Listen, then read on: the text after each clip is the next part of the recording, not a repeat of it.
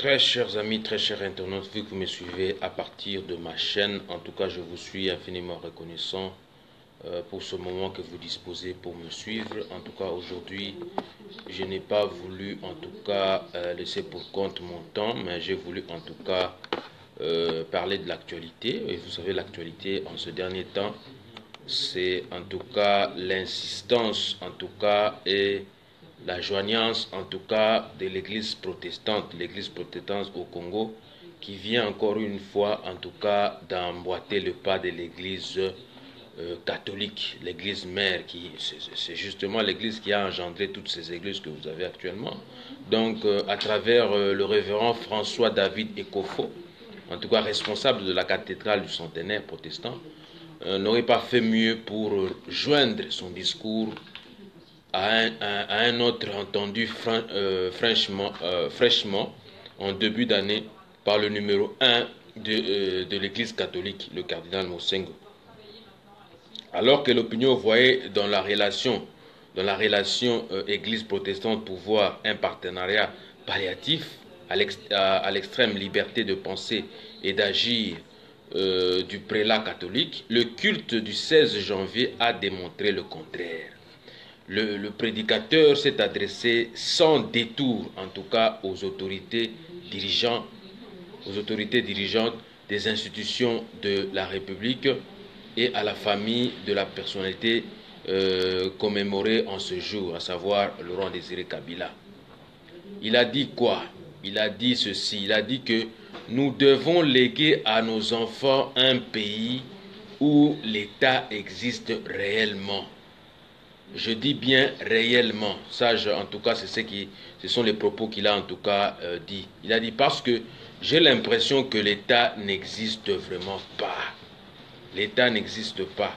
Passant en revue la situation de développement de la RDC, particulièrement des infrastructures routières quasi inexistantes dans tout le pays, le révérend Ekofo a interpellé l'ensemble de l'opinion de ne céder même pas un centimètre du territoire national, rappelant par ces mots la menace de balkanisation qui guette la République démocratique du Congo.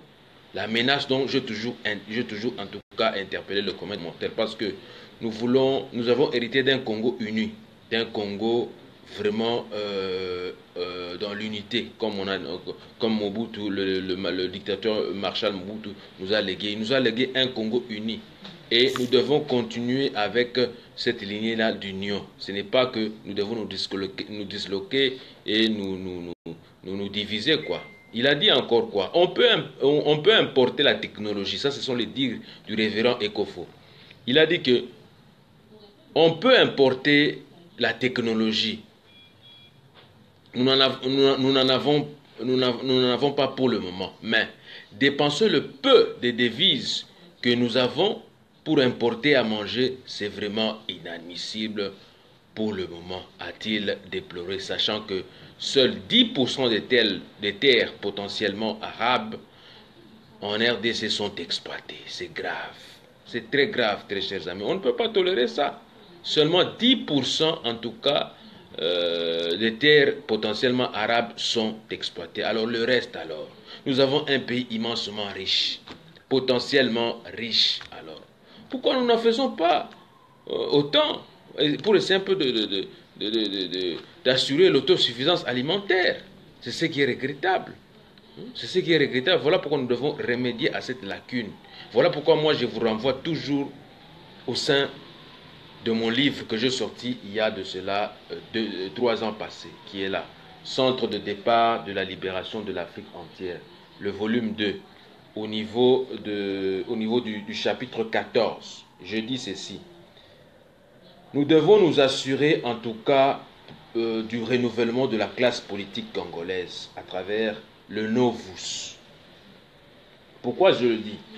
Je le dis, je vais prendre un paragraphe vite fait pour essayer un peu de décrire ce que le révérend Ekofo vient de stigmatiser à travers la cérémonie du 16 janvier 2018, en parlant même de ce que nous pouvons léguer aux générations futures. Moi, j'ajouterai le paragraphe de mon livre à travers le Novus, le chapitre 14, qui en tout cas décrit tout ce que le révérend nous a dit là. Je vais aller vite en besogne pour dire que nous devons nous assurer et assumer du renouvellement de la classe politique. Donc, assumer et assurer le renouvellement de la classe politique congolaise équivaut à dire que toute Congolaise, tout Congolais, donc toute Zaïroise et tout Zaïrois, a droit que ceux qui dirigent aujourd'hui ou demain le pays ou la nation congolaise lui lèguent un futur radieux, fructueux pour des générations futures qui doit être compris ici comme un principe humanitaire ainsi qu'élémentaire, parce que l'aspect ou l'enjeu c'est quoi? Ce que règne sur le plan social et sur le plan sécuritaire ainsi qu'international, un ordre tel que les droits et libertés fondamentaux soient respectés, car reprendre son destinée ou sa destinée et son autonomie en main propre requiert ou revêt le début de la souveraineté humaine en toute indépendance. En toute indépendance. Suivez-moi très bien, très chers amis, très chers internautes, vous qui me suivez. Comprenez ici en référence à travers la Bible, dans Romains 12, verset 2, il est dit « Ne vous conformez pas au siècle présent, mais soyez transformés par le renouvellement de l'intelligence, afin que vous discerniez quelle est la volonté de Dieu, ce qui est bon, agréable et parfait. » Et par là, nous pouvons interpréter cela comme étant une interpellation à tous et à toutes, et de transcrire ce passage comme suit. Nous, en tant que leaders, patriotes, compatriotes, citoyennes, citoyens, congolaises, congolais, zaïroises, zaïrois de tous bords, de ne plus nous conformer au siècle présent, mais que nous soyons transformés par le renouvellement de la classe politique congolaise, afin que nous puissions discerner quelle est la volonté du peuple congolais, souverain primaire, de qui émane tout impérium, tout pouvoir, dit aussi peuple Mokonzi, dit aussi peuple Molongi, c'est qu'il puisse jouir d'un niveau de vie sociale décent et acceptable.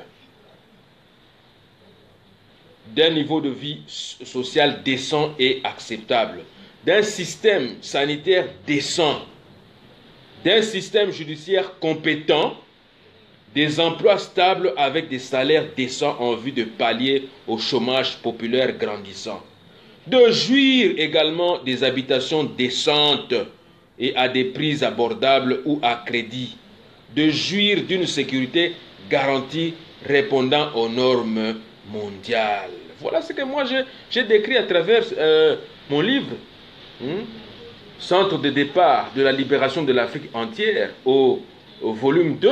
C'est ce que je viens de paraphraser tout ce que, en tout cas, le révérend de l'église protestante a vraiment mentionné le 16 janvier dernier, à travers la commémoration du décès de Laurent Désiré Kabila. Qu'est-ce que nous allons léguer à notre postérité, aux générations futures? C'est un droit humanitaire.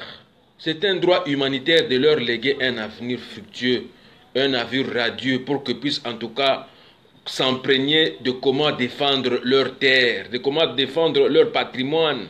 Parce que le Congo, c'est leur patrimoine, c'est notre patrimoine, c'est le patrimoine que nous allons leur léguer dans un futur proche. Voilà pourquoi on dit quoi? Nous devons nous efforcer. Nous devons nous efforcer parce que ce n'est pas normal. Ce qui se passe actuellement, ça se voit qu'il y a maintenant l'ingouvernabilité du pays. Le pays est ingouvernable. Pourquoi? Parce que nous faisons face à une crise politique aiguë. Une crise politique aiguë, pourquoi? Parce qu'il y a Kabila et ses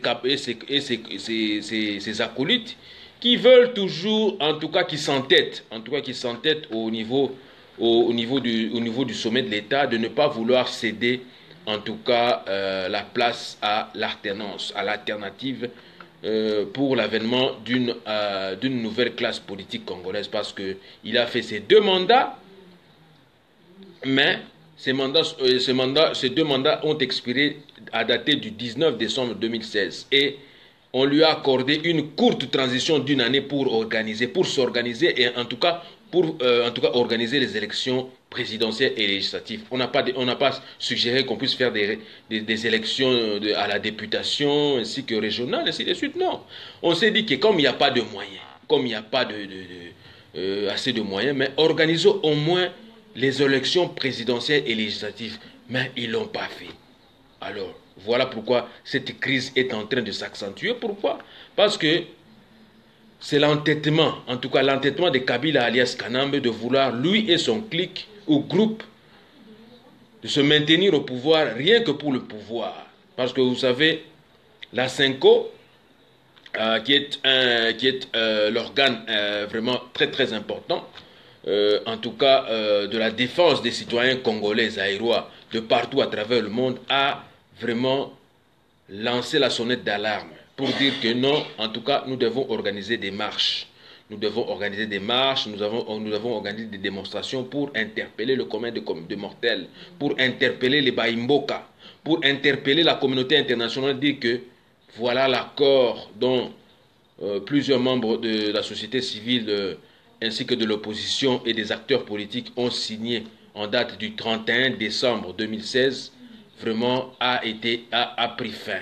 A pris fin à dater du 31 décembre 2017. Et actuellement, nous devons passer à une autre transition, c'est-à-dire une transition sans Kabila et ses acolytes, et que nous puissions en tout cas convoquer les élections anticipées pour organiser ces élections-là. Vous voyez? Nous pouvons mettre à la place Monseigneur Mosengo qui est là, et en tout cas le docteur Mokoy qui sont là. Nous pouvons les placer et faire confiance à eux parce qu'ils sont en train de faire un travail de titan. De titan. Très chers amis, très chers internautes, vous qui me suivez. Comme vous allez le remarquer, il y a un vrai problème à travers la gérance des partis politiques, à travers même l'opposition, parce que l'opposition peine en tout cas de mobiliser la masse, peine en tout cas de pouvoir faire l'unanimité, parce que tous les partis politiques sont là, ils sont en train de travailler seulement pour leurs intérêts. Les intérêts en tout cas du peuple, ils ne sont pas là. Voilà pourquoi nous on dit peuple Liboso. On dit peuple Liboso, le peuple d'abord, et pour que le peuple soit entendu, il doit marcher. Il doit sortir dans la rue, revendiquer ses droits. Voilà pourquoi nous disons tous derrière, en tout cas l'église mère catholique, pour la démarche qu'ils ont choisi de pouvoir marcher, de pouvoir protester, de pouvoir lever la voix toute haute pour dire que non, trop c'est trop. Trop c'est trop, nous ne pouvons pas continuer avec des dirigeants médiocres, des dirigeants qui ne savent plus rien faire, des dirigeants qui deviennent des nudistes, des dirigeants qui en tout cas sont en train d'exploiter leur peuple. Des dirigeants qui sont en train de piller leur peuple, de torpiller leur peuple. Voilà pourquoi nous disons quoi? Nous encourageons en tout cas l'église catholique et l'église protestante en tout cas de pouvoir continuer avec ces pressions ici parce que nous voyons qu'il y a une autre société est caractérisée d'une impunité terrible, une impunité à telle enseigne que qui s'explique dans le sens qu'une fois au pouvoir, donc les gens qui sont au pouvoir, qui sont là, tout ce qu'ils font là, même ils font ça, même ils font des bavures ou ils font des crimes là, ils ne sont pas poursuivis. Voilà pourquoi moi en tout cas, je félicite en tout cas le révérend Ekofo pour encore une fois, comme on dit en lingala, ko zindi sabango, donc à zindi si lisusu kabili malamu malamu, parce que ça n'est de trop.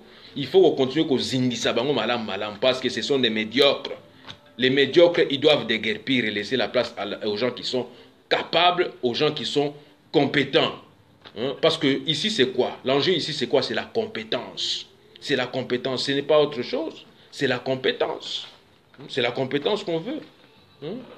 Donc voilà pourquoi l'abbé Ekofo a vraiment tout martelé, a vraiment tout stigmatisé, disant que l'État congolais, l'État au Congo-Kinshasa est devenu un État criminel, un État vraiment prédateur, un État qui s'est effondré en lambeaux, qui est devenu ennemi de son peuple, qui est devenu vraiment un État, je dirais, prédateur, un État qui se nourrit de ses proies ou de sa population, qui ne sont rien d'autre que ses propres citoyens, ses propres compatriotes, comme pour dire que l'État congolais s'est transformé en un État anthropophagique.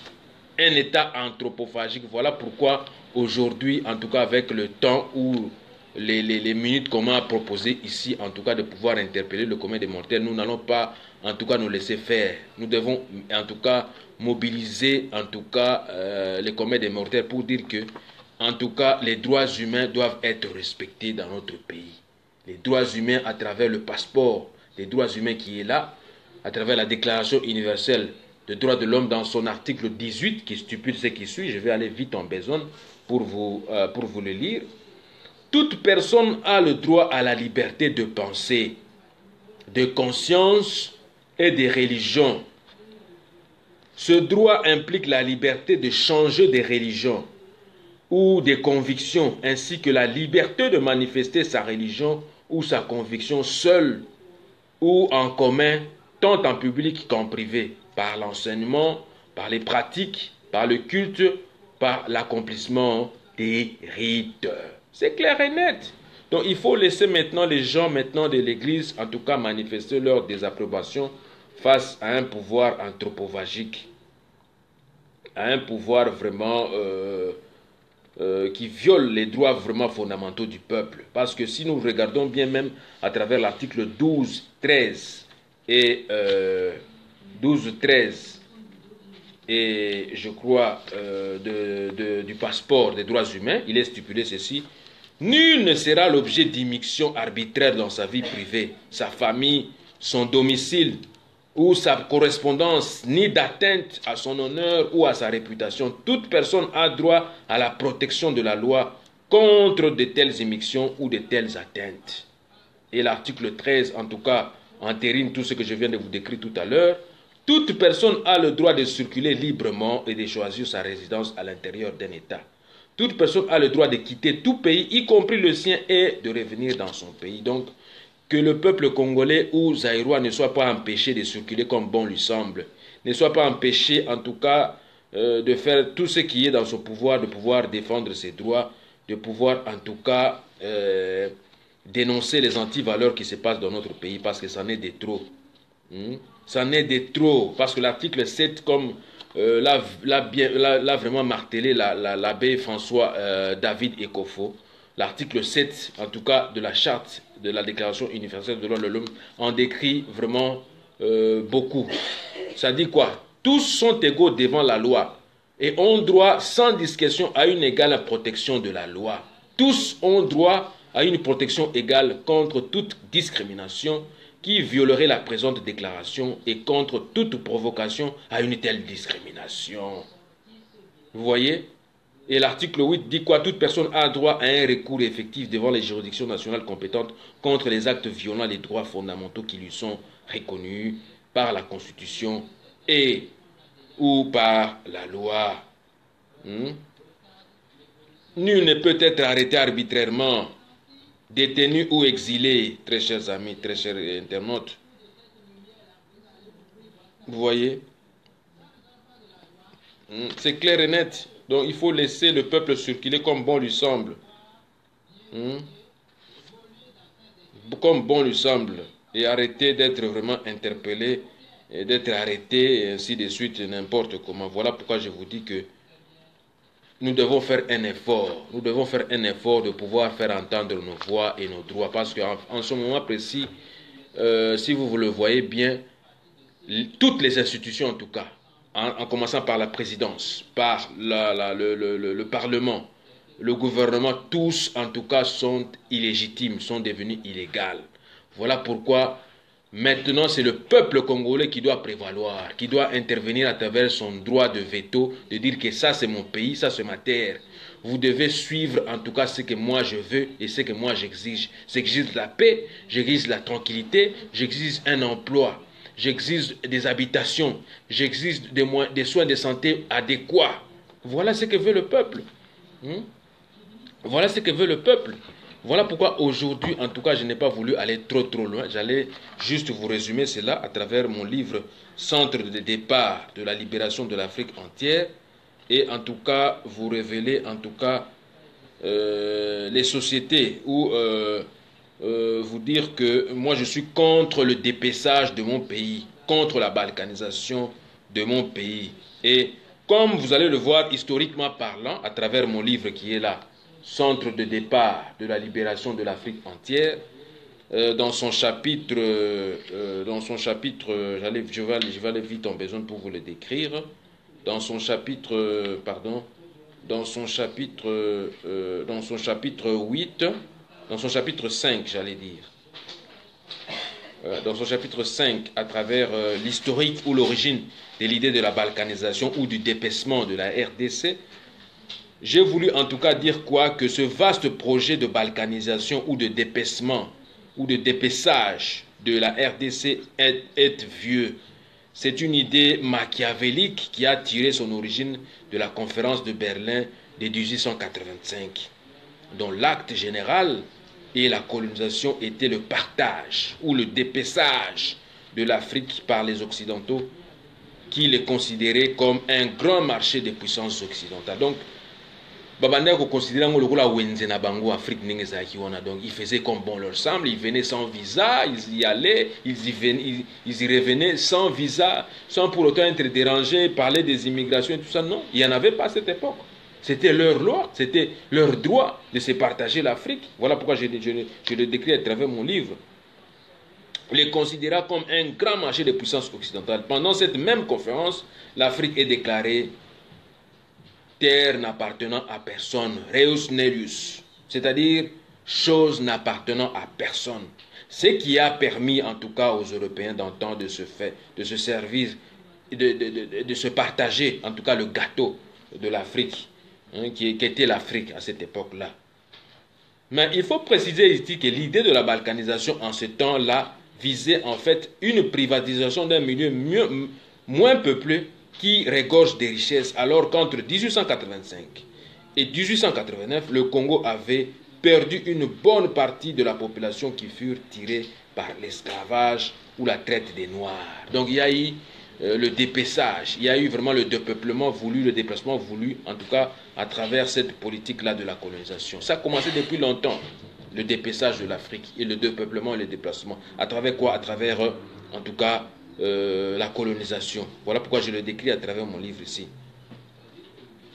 Le pays si grand se trouvait presque vide à l'intérieur et contenait des richesses que les grandes puissances commençaient à peine à découvrir. D'où la décision de ces grandes puissances de balkaniser, de dépaisser la RDC. Et chacun trouvant la répartition des parts dans l'exploitation importante, avançant des idées et points de vue différents. Parmi ceux qui avancent leur point de vue, figurèrent en tout cas les États-Unis, qui prirent de l'avance à la conférence de Berlin, le 24 avril 1884, pour proposer en tout cas la reconnaissance du Congo comme État, mais plus précisément comme État fédéral, en avançant l'idée qu'il y a existence des empires et plusieurs tribus qui sont constituées de différentes entités coutumières. Donc, à cette époque-là, les États-Unis avaient déjà reconnu que notre pays était un État, plus précisément comme un État fédéral.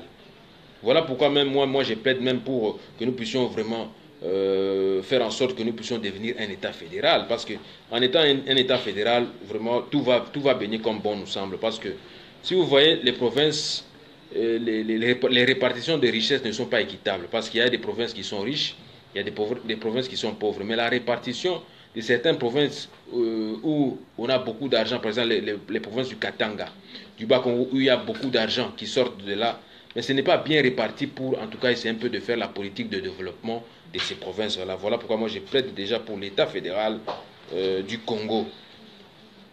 Donc, comme je le dis, l'idée qu'il y a existence des empires et plusieurs tribus qui sont constituées des différentes entités coutumières. L'idée de la fédéralisation de cette époque ne pouvait qu'amener à beaucoup de réflexions. Le Congo, reconnu comme État, devenait en ce moment-là, juridiquement parlant, bénéficiaire des prérogatives qui devaient avoir un État comme tous les autres en ce moment-là. Donc, après la conférence de Berlin, le Congo fut nommé propriété privée du roi Léopold II, chose qui ne semblait vrai, car il ne fut pas le seul à posséder le Congo ou à l'exploiter à cette époque. Les grandes puissances se représentaient avec 63 multinationales qui avaient signé des contrats avec lui pour l'exploitation du Congo. En fait, il ne servait que des rôles de gestionnaires ou superviseurs qui avaient des droits et responsabilités. Donc vous voyez ce qui s'est passé à cette époque, c'était horrible. C'était vraiment, vraiment horrible ce qui s'est passé. Donc comme vous pouvez le remarquer, depuis plus de 2 décennies, le Congo-Kinshasa, notre pays, en tout cas plus particulièrement dans sa partie est, connaît une insécurité permanente et bien sécurisée. L'histoire nous renseigne que tout soulèvement partant de l'est du pays se termine toujours à Kinshasa, l'ouest du pays. Sans paix, il est impossible de se développer. Il est impraticable d'avoir des perspectives d'avenir, faisant face à des conflits de tout genre, venant par nous-mêmes d'abord et ensuite par les autres, faisant face aux menaces de balkanisation. Je me pose la question suivante. Sera que la balkanisation pourrait venir par nous-mêmes ou de l'extérieur? Car un grand écrivain disait ceci, je cite, « C'est lorsqu'un peuple, en tout cas, c'est lorsqu'un groupe social traverse une période de crise, de malaise, d'insatisfaction, lorsqu'il est menacé dans ses conditions d'existence qu'il va s'affirmer, qui va développer, qui va renforcer sa cohésion, les liens de solidarité, les relations d'interdépendance de ses membres. Bref, c'est lorsqu'une société se sent atteinte dans son existence, désorganisée, lorsque ses propres mécanismes de régulation sont mis à défaut par des nouveaux modes d'organisation, projets ou déjà institués, qu'elle réagit pour les préserver. Voilà ce qui mérite mon analyse systématique mise en place afin de comprendre actuellement, très chers amis, très chers internautes, qu'est-ce qui nous empêche au jour d'aujourd'hui, en tout cas, de réagir comme un seul homme, ayant en soi une même identité, laquelle requiert à tout Congolais, à tout Zaïrois, à toute Zaïroise, à toute Congolaise, de se prévaloir des droits et devoirs du citoyen zaïrois congolais, comme l'exige la Constitution en vigueur en République démocratique du Congo, à savoir respecter la Constitution. Nous devons respecter la Constitution qui stipule ce qui suit. Nul n'est censé ignorer la loi.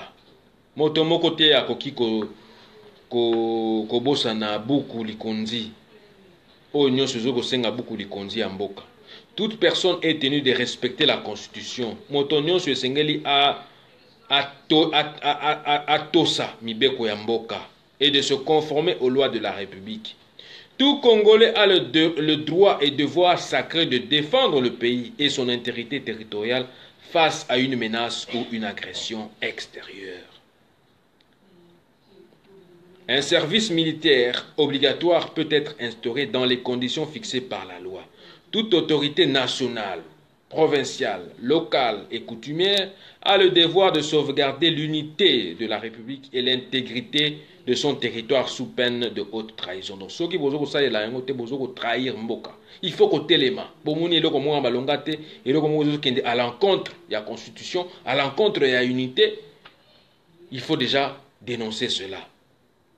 Tout Congolais a le devoir de faire échec, article 64, de faire échec à tout individu ou groupe d'individus qui prend le pouvoir par la force ou qui l'exerce en violation des dispositions de la présente Constitution.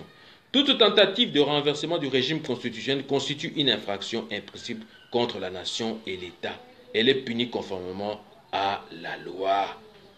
Sans préjudice des autres dispositions de la présente Constitution, il y a haute trahison, suivez-moi très bien, il y a haute trahison lorsque le président de la République, Bolanda Malam, trahison ezali tango nini, lorsque le président de la République a violé intentionnellement la Constitution, ou lorsque lui ou le Premier ministre sont reconnus auteurs, suivez-moi très bien, lorsque lui et en tout cas le Premier ministre sont reconnus auteurs ou co-auteurs, c'est-à-dire quoi? Auteurs, co-auteurs ou complices de violations graves et caractérisées des droits de l'homme, de cession d'une partie du territoire national. Vous voyez? Donc ça, c'est déjà la trahison. Quand vous voyez qu'ils sont déjà auteurs, ils sont co-auteurs des complices des violations graves des droits de l'homme. Déjà, ils ont déjà trahi le pays. Et de cession d'une partie du territoire national. Il y a atteinte à l'honneur, suivez très bien, il y a atteinte à l'honneur ou à la probité, notamment lorsque le comportement personnel du président de la République ou du Premier ministre est contraire aux bonnes mœurs ou qu'ils sont reconnus auteurs, co-auteurs ou complices des malversations, des corruptions ou d'enrichissement illicite. Vous voyez, ils se sont enrichis illicitement. Donc, ils sont complices de malversations et de corruption. Donc là, ils ont déjà trahi le pays, ils ont déjà trahi la nation, ils ont déjà trahi le peuple. Ils doivent être arrêtés et poursuivis. Il y a délit d'initié, suivez-moi très bien, dans le chef du président de la République ou du Premier ministre lorsqu'il effectue des opérations sur valeur immobilière ou sur marchandises à l'égard desquelles il possède des informations privilégiées et dont il tire profit avant que ces informations soient connues du public. Le délit d'initié englobe l'achat ou la vente d'actions fondées sur des renseignements qui ne seraient jamais divulgués aux actionnaires. Il y a outrage, très chers amis, très chers internautes, au Parlement lorsque, sur les questions posées par l'une ou l'autre chambre du Parlement sur l'activité gouvernementale, le Premier ministre ne fournit aucune réponse dans un délai de 30 jours. La décision de poursuite ainsi que la mise en accusation du président de la République ou du Premier ministre sont votées à la majorité des 2/3 des membres du Parlement composant le Congrès, suivant la procédure prévue par le règlement intérieur. La décision donc des poursuites ainsi que la mise en accusation des membres du gouvernement sont votées à la majorité absolue des membres composant l'Assemblée nationale, suivant la procédure prévue par le règlement intérieur. Les membres du gouvernement mis en accusation présentent leur démission. Donc, ils doivent démissionner comme ils sont là. Donc, ce sont des démissionnaires. Ils s'entêtent seulement pour rien, alors qu'ils doivent démissionner. Parce que ce sont des voleurs. Ce sont des médiocres. En cas de condamnation, le président de la République et le Premier ministre sont déchus de leurs charges. La déchéance est prononcée par la Cour constitutionnelle. Ben, que fait notre Cour constitutionnelle? C'est ce qui est regrettable. Parce que c'est juste qu'ils sont là, comme ils ont été nommés par Kabila et sa bande, ils ont peur de le destituer. Ou ils ont peur parce qu'ils seront peut-être arrêtés ou ils seront tués, je ne sais pas. Pour les infractions commises en dehors de l'exercice de leurs fonctions, les poursuites contre le président de la République et le Premier ministre sont suspendues jusqu'à l'expiration de leur mandat.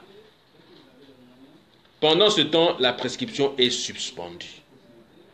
Tout Congolais est tenu de remplir loyalement ses obligations vis-à-vis de l'État. Il a en outre le devoir de s'acquitter de ses impôts et taxes. Tout Congolais a le devoir de respecter et de traiter ses concitoyens sans discrimination aucune et d'entretenir avec eux des relations qui permettent de sauvegarder, de promouvoir et de renforcer l'unité nationale, le respect et la tolérance réciproque. Il a en outre le devoir de préserver et de renforcer la solidarité nationale, singulièrement lorsque celle-ci est menacée. Tout Congolais a le devoir de protéger la propriété, les biens et les intérêts publics et de respecter la propriété d'autrui. Le Congolais ou le Zaïrois ou la Congolaise ou la Zaïroise, fort et garni de ses prérogatives, doit prendre toutes les dispositions qui s'imposent et doit prendre autorité à toute forme de menace de balkanisation. Suivez très bien. À toute menace de balkanisation venant soit de l'intérieur ou de l'extérieur afin d'asseoir un État fort, un État prospère, un État unitaire, un État de droit pour une gouvernance plus sensible à l'écoute du peuple, souverain primaire, peuple Molongi, à l'exclusion à l'exécution de son programme de croissance en vue d'atteindre plus vite le développement voulu pour que, enfin, la RDC puisse retrouver sa place de mérite au cœur de l'Afrique.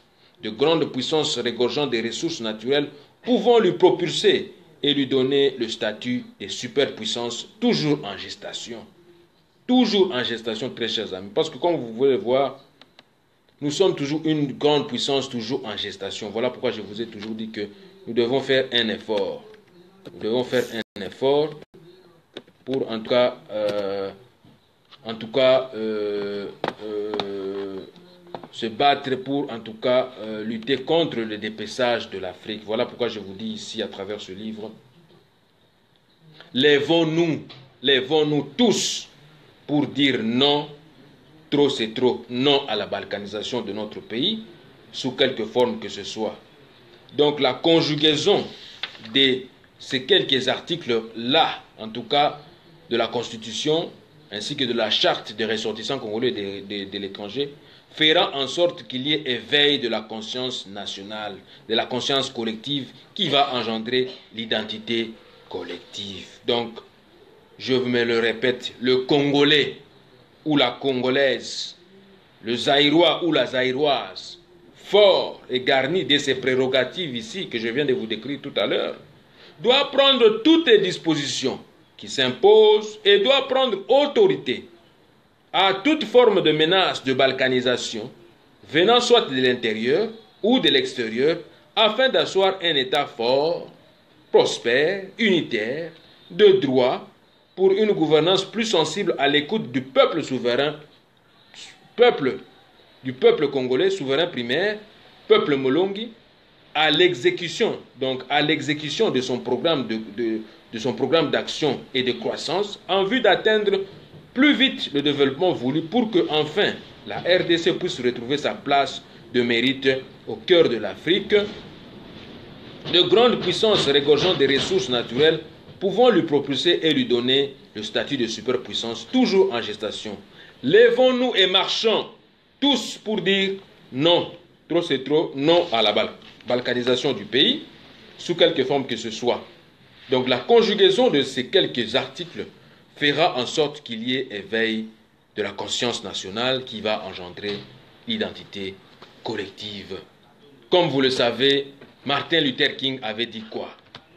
Martin Luther King était un visionnaire. Il était un visionnaire. Il avait dit quoi? Martin Luther King avait dit ceci. Il avait dit: une justice trop longtemps retardée est une justice refusée d'avance. Le peuple congolais est génocidé, est massacré, est exterminé, éliminé à grande échelle sur cette planète Terre. Donc bazaliko vide biso pona kaka bayi babomengo na biso nkita na biso. Après avoir tout pillé comme richesse du sol et du sous-sol congolais, balingi basilisa complètement elengi tope oyo ekoki kotikala après avoir tout emporté. Ils peuvent avoir tout emporté, à savoir la richesse ya solo oyo etangami bongo peuple congolais. Il ne reste qu'une seule richesse, parce que avoir tout ce qui se passe actuellement à travers la politique hégémonique des multinationales, ils ont pillé le coltan, la cassitérite, ils ont pillé encore quoi? Le diamant, ainsi de suite, les cobalt, le zinc, ils ont tout pillé. Mais la seule richesse qui demeure, en tout cas encore une fois au pays, c'est le peuple. Au lieu même de laisser même le peuple, en tout cas, non, ils ne veulent pas le laisser tranquille. Là, ils commencent maintenant à continuer leur politique d'extermination, de massacre et de perpétration des crimes les plus graves, comme le crime de génocide. Comme le crime de génocide. Alors voilà pourquoi il ne nous reste plus que le peuple congolais. C'est pour cela que nous disons, je passe en tout cas le message à tous les communs de mortels, partout où que vous soyez. Je dis quoi? Lèvons-nous et marchons. Lèvons-nous et marchons, dénonçons. Résistons jusqu'au bout, car nous sommes les seuls survivants ou les seules survivantes à pouvoir lutter jusqu'à la victoire finale. Et la victoire finale, ici, équivaut à quoi? Équivaut à dire que nous voulons une alternative. Nous voulons la libération. Nous voulons l'indépendance totale, ainsi que l'installation effective ou l'instauration effective et en tout cas l'instrumentalisation effective d'un état de droit à grande échelle dans notre pays qui est le Congo-Kinshasa. Qui est le Congo-Kinshasa. Nous voulons en tout cas l'installation, l'instauration, l'implémentation à grande échelle d'un état de droit dans notre pays pour que les générations qui viendront après puissent jouir en tout cas Nao Etangami Kitana Bango. Vous voyez, Martin Luther King a dit encore quoi? Ne vous inquiétez pas, il disait, de ce que vous faites aujourd'hui et de ce que vous décidez aujourd'hui en ce moment précis. Il est probable que cela détermine la direction.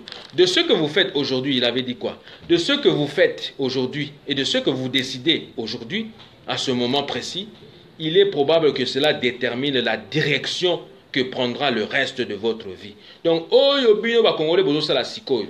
Soki bozali ko telema, bozali ko tambola, bozali ko revendiquer, bozali vraiment ko beta sete na makambo etali ko dépessage mboka na bino, soki bozali ko telema.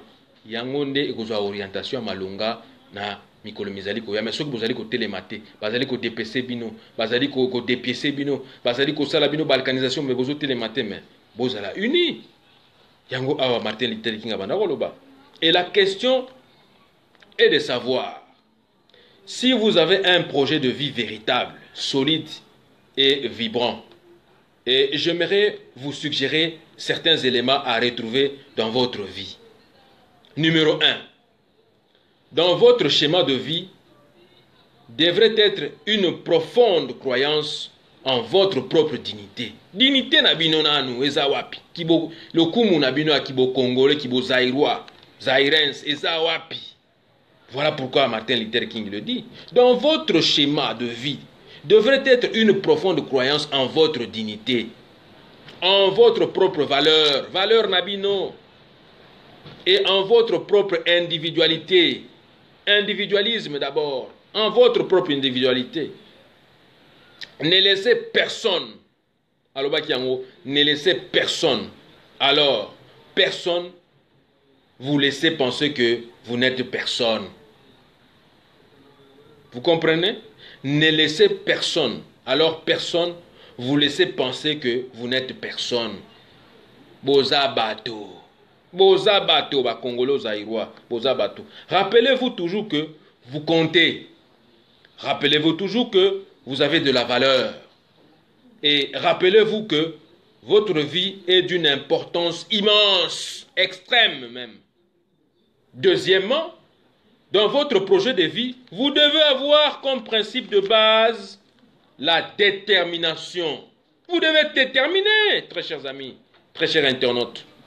La détermination d'accomplir l'excellence dans tous les domaines que vous entreprendrez. Alors que les jours et les années vont s'écouler, vous allez décider de ce que vous ferez de votre vie. C'est à vous de décider. C'est équivaut à quoi? À l'autodétermination. Vous déterminez vous-même vos institutions. Avec qui vous voulez travailler? Avec des gens sérieux ou avec des médiocres? Décidez. De quelle sera l'œuvre de votre vie? De quelle sera l'œuvre de votre vie? À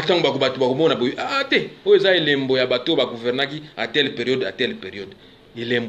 Mobutu a sali 32 ans à dictature. Mais Bilembo nae zali namboka wana. Soi-disant stade des martyrs, Yemutatongango. Palais du peuple, c'était quand lui il était là, il régnait. Nous avons plusieurs infrastructures. Le pont maréchal qui est là, c'est lui qui était. Fikine, c'est lui qui était là. Hein, c'est les folies, c'est lui qui était là. Dites-moi encore, qui d'autre a fait plus que lui? Personne. Ceux qui sont venus après, ils n'ont rien fait. Ce sont des voleurs, des aventuriers, des médiocres.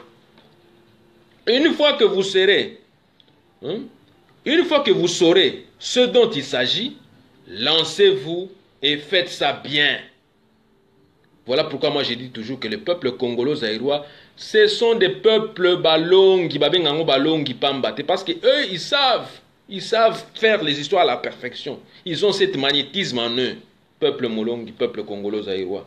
Soyez un buisson, comme le disait Martin Luther King. Soyez un buisson si vous ne pouvez pas être un arbre, si vous ne pouvez pas être une autoroute, soyez juste une voie. Soki bokokata kozalata autoroute te, boki kozalata bato malamu te, bozalata nzela. Nzela na bino eza nini? Nzela ya ba Congolais c'est quoi ba Congolais zaïrois? Si vous ne pouvez pas être le soleil, soyez une étoile. Soki bokokata kozalata moi te bozalata sanza. Soyez une étoile, parce que ce n'est pas la taille qui fera que vous gagnerez ou que vous échouerez. Eza taille te. Ezali taille te. Bonene ezali batumi balete. Bayemba yango, baloba yango. Monene ezali batumi balete. Soyez le meilleur de ce que vous faites, vous êtes. Et pour finir, votre mission de vie doit être un engagement. Voilà pourquoi je vous ai toujours dit que l'église catholique qui est là, ainsi que l'église protestante qui vient de rejoindre la démarche de l'église catholique, Baza Batumoko engagé. Baza Batumoko engagé sur quoi? Sur un combat qui est permanent. C'est-à-dire le combat c'est quoi? Lutte contre la pauvreté, lutte contre la discrimination, la injustice, ils sont là. L'exclusion sociétale, Baza Wana, Bazo Telemena Yango.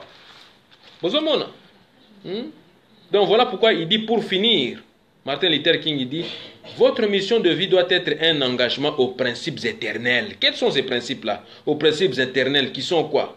Qui sont les principes de beauté, d'amour et de justice. C'est simple.